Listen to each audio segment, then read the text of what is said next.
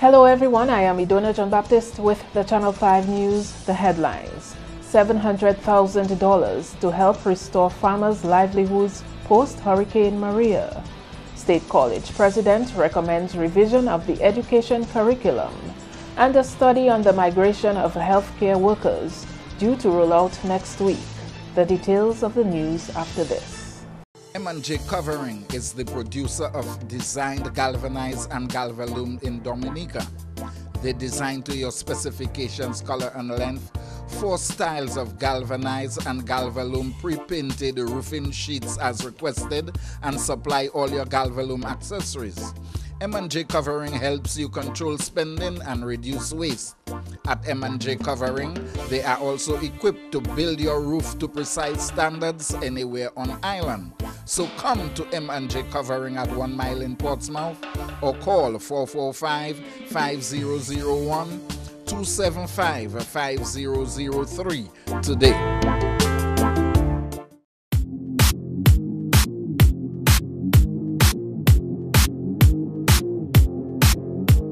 First up, government is embarking on a new type of partnership to manage the Monte Wapito National Park. It's government's view that the communities that surround the national park should be encouraged to take part in its management. Farmers making a livelihood near the Monte Wapito National Park benefited on Friday from over $700,000 in post-Hurricane Maria assistance. The money has been available through the Global Environment Facility, GEF. The certificates and checks are expected to assist these farmers in restoring their livelihoods. Environment Minister Joseph Isaac said the assistance marked an important milestone in the post-Hurricane Maria recovery process. Today, we celebrate the approval by Cabinet of a list of beneficiaries of selected groups and individuals who suffered damage and lost their livelihoods as a result of the destruction of Hurricane Maria in September last year. You know, all of us felt it, but you are blessed here today to be receiving that support. So I want us to cherish it. I would like to emphasize that the recipients of assistance from this list should consider this gesture as a commencement of a new dawn in the quest to co-manage the Monte Wapito National Park on behalf of the world, since it is a heritage site. Apart from cash and kind, some of the beneficiaries also received training. We want to encourage you to practice organic agriculture, sustainable agriculture, and resilient agriculture. Too many of our people are sick with chronic, non-communicable diseases. Too many of our people are not properly nourished with the foods that we consume. We want to ensure that we increase vegetable production so that prices of vegetables are required for good nutrition can go down and become affordable for the ordinary man. We want to minimize the use of agrochemicals in our agricultural practice to protect our wildlife and our water sources. We hope you understand that the funds for these activities are coming from the Global Environmental Facility, supported by government with resources, human resource, by government. And government is completely and totally committed to the development of Dominica in general, and to help you develop your own enterprises and to ensure that your livelihood is restored in a sustainable way. 190 people expected to benefit in one way or another under the Supporting Sustainable Ecosystems project implemented through the Environmental Coordinating Unit of the Ministry of the Environment. So the Monte Wapito National Park, it was never envisaged that it should just be there as a monument and not to the benefit of the citizenry. What we have to guard against is that in our efforts to benefit from it, we are not degrading it. We are not causing harm to it. That what we do must be to enhance it. So when in Dominica we speak about the nature isle of the Caribbean, and some of us go as far as saying the world, it must not only be based on what the good Lord has given to us. The question is, what are we doing to enhance it? What are we doing to protect it? What are we doing to conserve it for future generations? The Prime Minister believes farmers operating near the national park are advocates and activists in protecting the environment by the way they practice farming and create economic opportunities for themselves. Dominica is making a definitive move to boost the resilience of its agriculture sector. This will be the end result of the Data Collection and Agriculture Management Information System workshop held on Friday. Permanent Secretary in the Ministry of Agriculture, Dr. Reginald Thomas, says the use of ICT in agriculture will improve the efficiency of the sector. Institutionalization of ICT within the agricultural sector will significantly accelerate and sustain long-term economic climate resilient development. ICT can play a major role to enhance the delivery of services by the ministry to alleviate the major challenges confronting the advancement of all the agricultural sectors within the OECS and CARICOM due to many factors, including non-existent production, marketing, and input data and information to effectively plan, implement, monitor, and evaluate based on quantitative results as opposed to subjective, non-factual based decision-making affecting the performance of the sector for the last couple of years, last 10 years at least. Technical Officer in the Ministry of Agriculture, Adisa Trotter, says including ICT in agriculture will go a long way in ensuring trustworthy and current data for officials. Some of our data needs that we have identified thus far, our farmer biodata to include gender, sex, which is very important, farm profiles, farm roads, water availability and management, land characteristics and soil, farm labor, farm buildings, farm inputs, crops in terms of what is established, types of crops established. We're also looking at livestock information, number, use, and breeds of our livestock, and also different enterprises and areas in agriculture development. Officer with responsibility for resource assessment also explained how ICT and improved data collection will help with preparing and reviewing a plan for the management and development of the fisheries sector. So this plan will in turn seek to accomplish a few things. One is to identify each fishery and assess the present state of its exploitation. So exploitation basically is regards to how much of it we remove from the sea, how much we exploit from the ocean.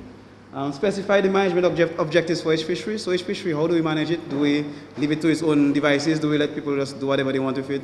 So we have to specify management objectives and specify the management and development measures to be taken, and then specify the licensing programs to be followed for each fishery. So thus, we need data. Government already has a 5-year plan in place for the inclusion of ICT in agriculture. Following the Cabinet's approval by next week, a project implementation unit will be established within the Ministry of Agriculture to coordinate the day-to-day planning, management, and execution of all projects within the ministry, including the World Bank project.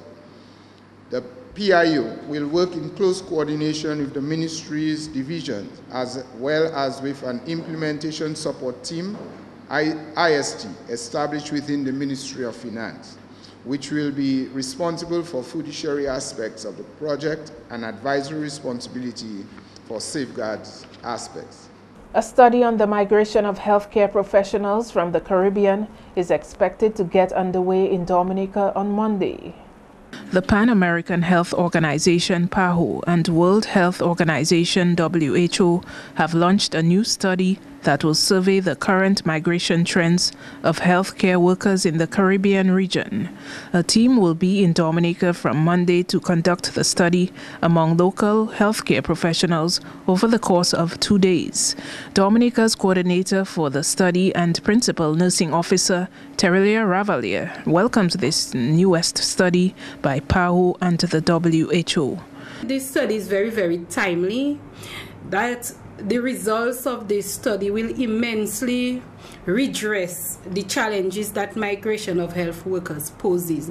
This is not just for our Dominican population, but to the Caribbean at large. For Dominica, it is really, really significant because a wide range of representatives from various ministries will be part of this 2 days meeting. It will be beneficial to us as well in the Ministry of Health, as we are currently faced with the nursing migration issue. Ravalier says the study will also address professionals in other sectors, not just health. We are appreciative of this study addressing not only, as I say, the nursing, but other areas. The entire health sector will also be beneficial to this study, and other ministries as well, such as Ministry of Education, Ministry of Labor, among others. A total of 16 Caribbean countries will be surveyed, and the results will be used to develop recommendations to address the challenges that migration poses for the health sector of affected countries. With the drive towards hotel development in the north, an anthropologist is advocating for expansion of services in Portsmouth. Dr. Lennox Honeychurch says it's time to move out of the mindset of the Roseau Central complex. Prince Rupert Bay being the best harbour in Dominica, and Portsmouth supplying a great deal of entertainment and refreshment and supplies for yachts, is a key centre. But you know, we have this problem in Dominica, and we've had it for generations, and this is the Roseau Central complex. So Roseau seems to forget that up in the north there is almost, you could call it, another island. Honeychurch says there are several remarkable tourist sites and superior beaches on the north, which will make for an attractive tourism product.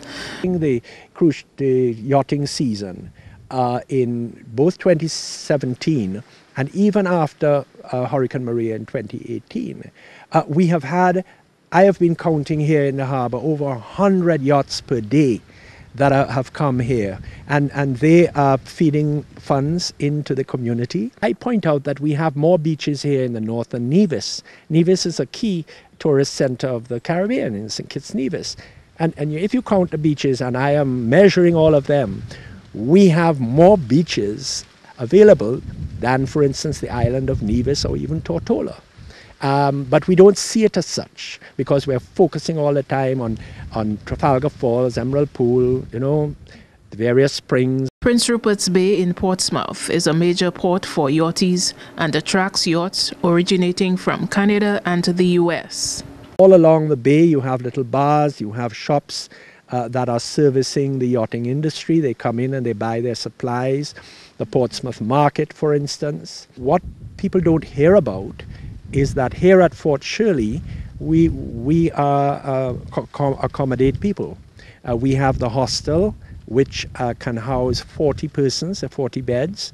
And from the 10th of June to the end of August, we have students from all over the world, 12th graders, 11th graders from the United States. We've got students from Denmark and England and other European countries, Scandinavian countries, for instance, who come here and they stay with us at Fort Shirley. And this is an important component for tourism, because that money is going into assisting with the national parks, and it's going into private enterprise as well.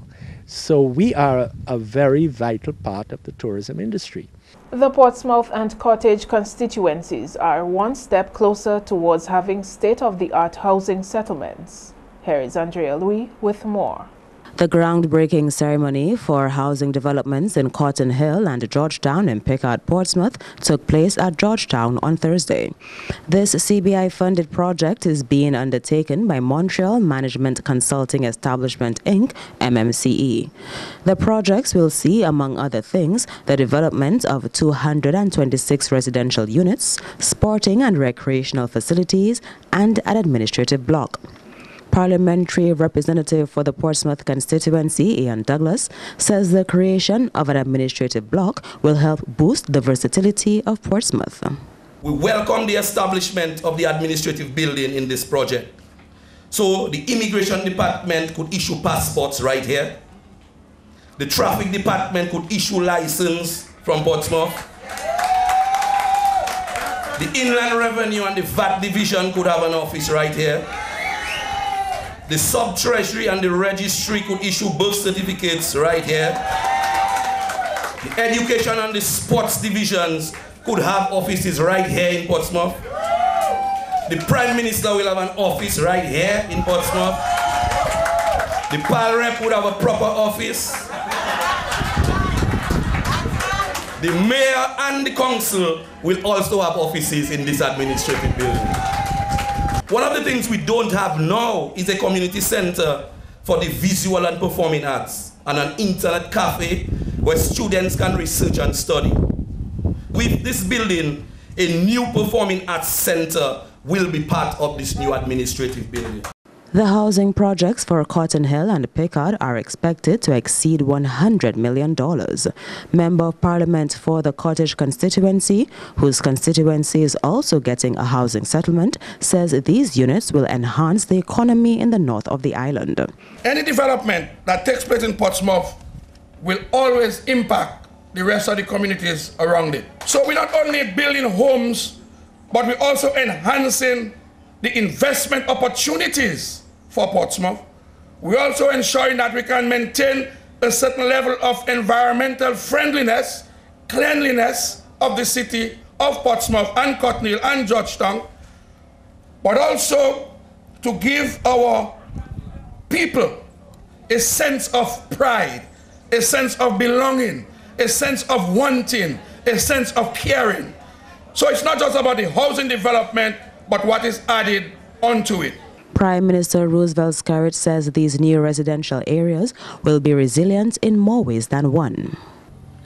And what you will see taking place in this development is that every electrical line will be underground. Every telephone line will be underground.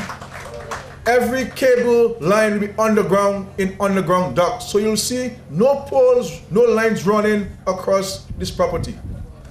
The only poles you will see standing will be street lights to enhance the safety of this community. So in the event that we were to be hit by a hurricane and the transmission and distribution lines from Dominic were to fall down, we can simply bring in a generator here, hook it up, and give you lights the next day in this development. MMCE is also responsible for the housing construction projects for Bellevue-Chopin, the Southeast and the East, and is promising to have every project to its name completed by December 2019. Andrea Louis, Channel 5 News. Coming up, how a CBI-funded real estate project takes off, attracting investors. Stay with us.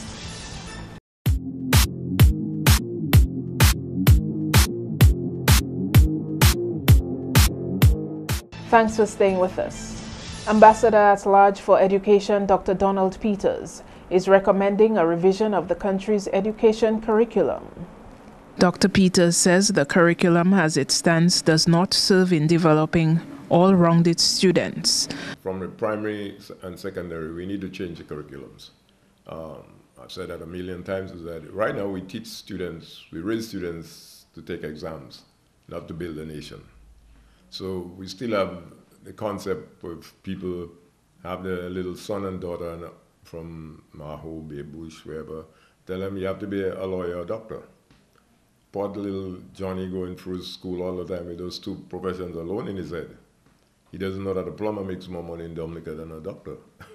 So I think so that has to change. The State College president sees the inclusion of Dominica's history in the curriculum as a good way to effect the change. Students come here with ones and distinction in English and history, and they don't know who are the past leaders of the country. They don't know who Irving Shillingford is. So the curriculum needs to change, and the more you know about your country, the brighter you are. Of course, math, all of those things can be inculcated and incorporated in our curriculum.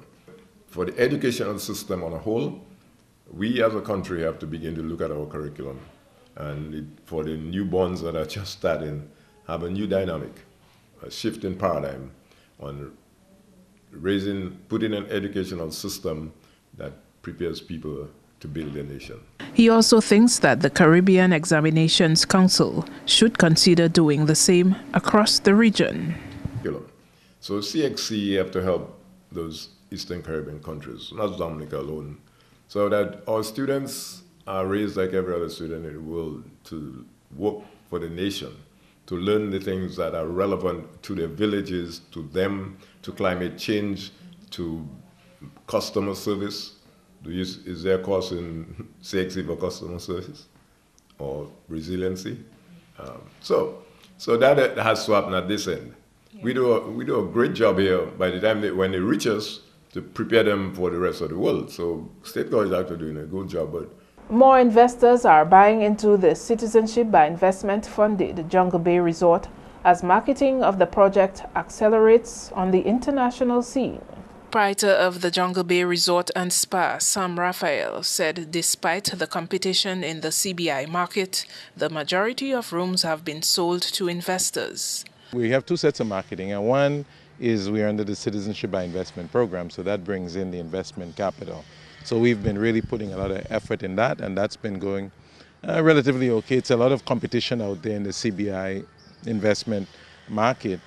We compete not just with other Dominica projects, but we've got maybe 70 projects in St. Kitts, many in Antigua, St. Lucia, Grenada, and you have to convince these clients that your project is where they should invest. So that's very difficult. Dominica wisely limited the number of projects under the CBI program. Some of the other islands have very many projects and they're not getting very far. They're kind of cannibalizing each other. But I think we're doing okay. The response has been fairly well. The then resort located at Daly's has built an impressive reputation as a 3-time TripAdvisor Traveler's Choice awardee. It has also been featured on National Geographic Traveler magazine's 20 Best Trips list and has received many other international tourist distinctions. Raphael says it's also by this track record they have been able to gain investors' interest. If you've got X amount of money, where do you want to invest it? Citizenship, is a plus, but it's a real investment. So it is challenging now to convince people that Jungle Bay Dominica is the best investment for them. And I think our people out there have done a great job. About close to half of our units have been sold, which means that we're pretty much where we need to be. And even after the storm, the negative publicity Dominica got after the storm, we're still able to sell. So I think that speaks well for the value, the perceived value in the investment in Jungle Bay. Of course, we have a solid track record from before, where we were ranked #2 hotel in the entire Caribbean by TripAdvisor. We have our strong team, and people kind of know when they invest with us that they're investing in a winning proposition. So that's what we've been able to sell. So fortunately, we've been able to make some progress there. Stayover visitors are also anticipating the reopening of the Forbes Traveler recognized resort at its new location. And then we've started to do a lot of our marketing for our clients, the guests that's going to be coming in to stay at Jungle Bay, our regular guests. Fortunately, many of them, remain loyal to us and they're looking forward to the reopening of Jungle Bay so they can come back.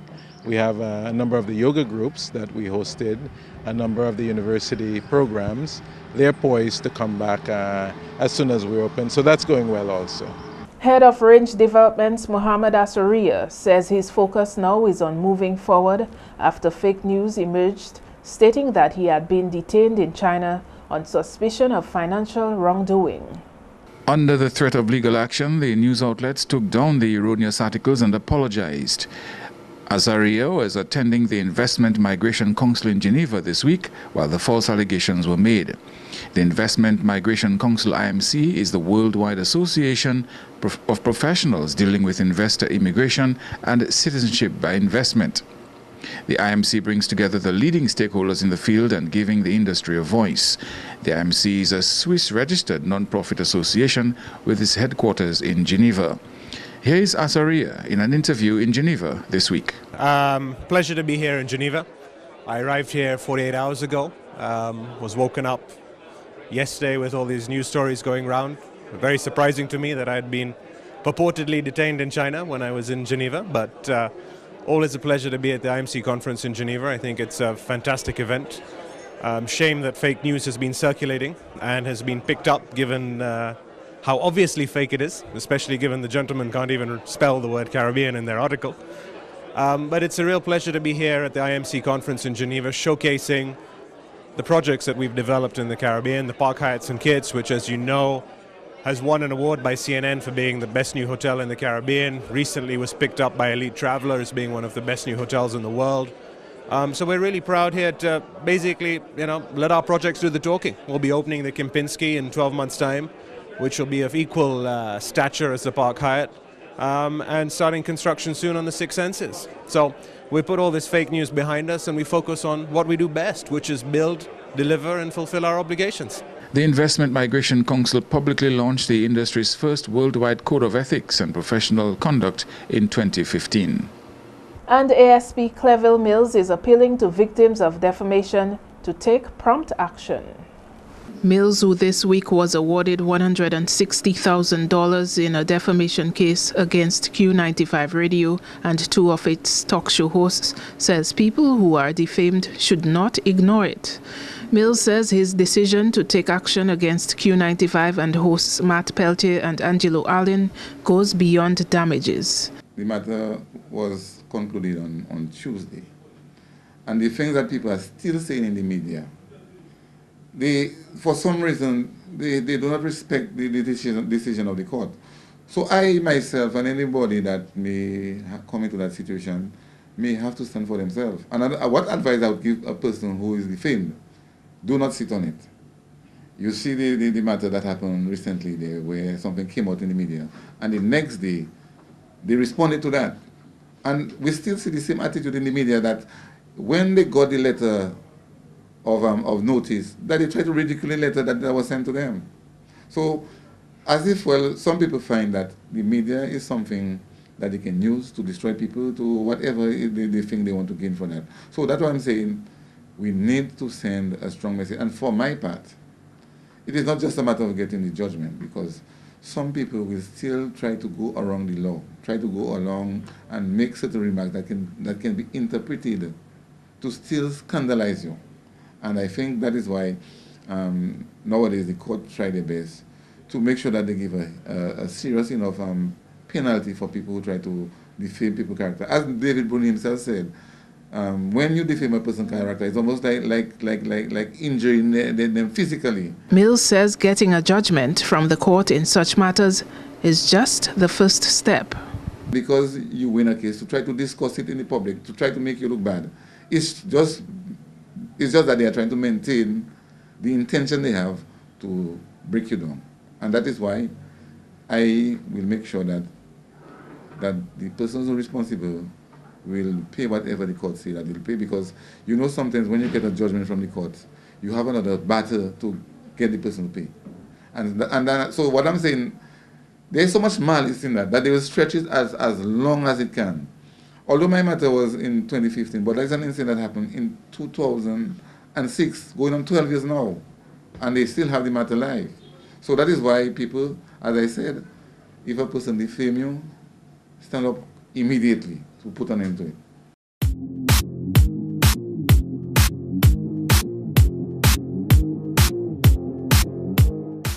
To end the news, the headlines again.